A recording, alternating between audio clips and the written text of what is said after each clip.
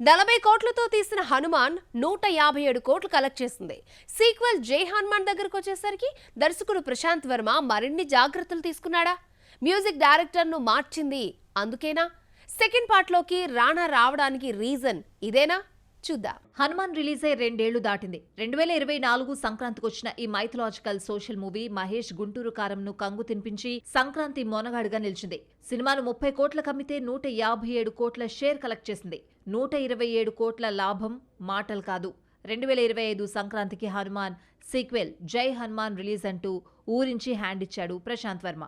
Hanuman hit తర్వాత 2025 సంక్రాంతికి హనుమాన్ 2తో రిలీజ్ చేస్తామని దర్శకుడు ప్రశాంత్ వర్మ ప్రకటించినా ఇంతవరకు షూటింగ్ మొదలు కాలేదు. జై హనుమాన్ ను పక్కన పెట్టేసి రణ్వీర్ సింగ్, మోక్షజ్ఞ ప్రభాస్ చుట్టూ తిరిగి జై హనుమాన్ దగ్గరకు చేరాడు. హనుమాన్ సీక్వెల్ దగ్గరకు వచ్చేసరికి ప్రాజెక్టు చేతులు మారింది.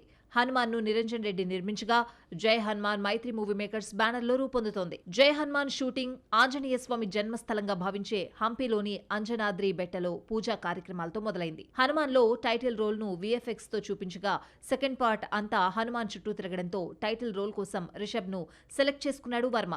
హనుమాన్లా తేజసజ్జ అదే రోల్లో కనిపించనున్నాడు. లెంగ్తీ క్యారెక్టర్ అయితే ఉండదట.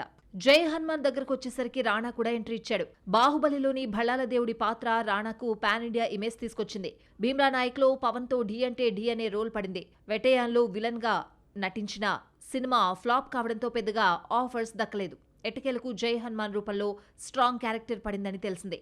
హనుమాన్ కు గౌరహరి మ్యూజిక్ ఇచ్చాడు. జై హనుమాన్ దగ్గరకు వచ్చేసరికి ఎంఎం కీరవాణి మ్యూజిక్ ఇస్తున్నాడు.